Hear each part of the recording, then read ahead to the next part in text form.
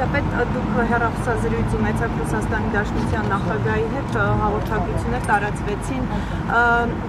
Հեռախոսազրույցը հայկական կողմի նախաձեռնությամբ է, ձեր նախաձեռնությամբ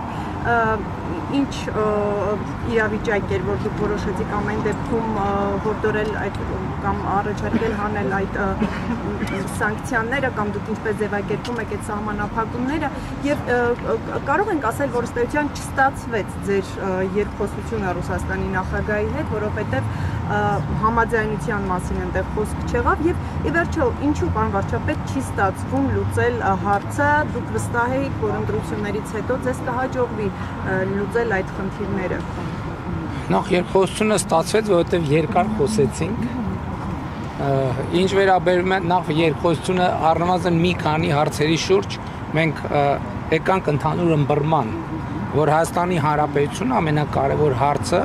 ունի լեգիտիմ իրավունք ինքը իր համար այլ ընտրանքներ ձևակերպելու, ձևավորելու եւ Ռուսաստանի նախագահին ասի, որ մենք հայտարարել ենք այդ ճանապարհը եւ մենք գնալու ենք այդ ճանապարհով, մանավանդ հիմա, երբ որ ժողովուրդն Հայաստանի Հանրապետության քվեարկել է դրա օգտին եւ մենք ես ինչպես նախընտրական շրջանում ասել եմ, չեմ պատկերացնում, որ մենք մեր քաղաքականությունների արդյունքում հայտնվենք մի իրադրության մեջ,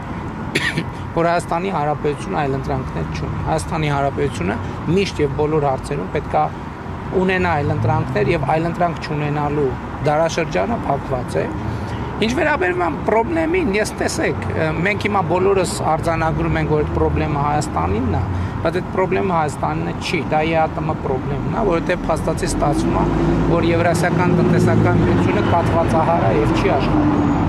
Եվ եթե այս հարցը արագ չլուծվի, թույլ տվեք կանխատեսել, որ դա կլինի ԵԱՏՄ-ի վերջի սկիզբը։ Իսկ հնարավոր է Հայաստանի կառավարությունը այդ դեպքում որոշի ավելի շուտ ԵԱՏՄ-ից դուրս գալու։ Չէ, մենք նման պլան չունենք։ Պարոն վարչապետ, ես Հայաստանի հետ առաջացել խնդիրը, եթե դուք ասում եք, որ ընդհանրապես դա ԵԱՏՄ-ի խնդիրը, միայն Հայաստանի հետ է։ ԵԱՏՄ-ի, ես չեմ ասում, Հայաստանի հետ առաջացել է ձեզ հայտնի հանգամանքների պատճառով, որովհետև Հայաստանի Հանրապետությունը որդեգրել է այլ ընտրանքներ ունենալու քաղաքականություն, ընդ որում այդ քաղաքականության լեգիտիմությունը, այդ թվում Ռուսաստանի Դաշնության գործընկերները ընդունում են, ինչը շատ կարևոր է։ Այստեղ խնդիրը հետևյալն է, թե այդ այլ ընտրանքը երբ պետք է իրացվի։ Նաև պաշտոնական հաղորդագրության մեջ էլ է ասվել, դուք գիտեք, որ մայիսի 29-ին ԵԱՏՄ անդամ երկրների 4 երկրների ղեկավարներ ընդունել են հայտարարություն, որտեղ կամ պաշտպանել են Եվրամիության անդամագրվելու հարցով Հայաստանում հանրաքվե անցկացնելու իրադրությունը, ինչը վատ չէ։ Այսինքն այդ օրակարգի լեգիտիմությունն ընդունել են,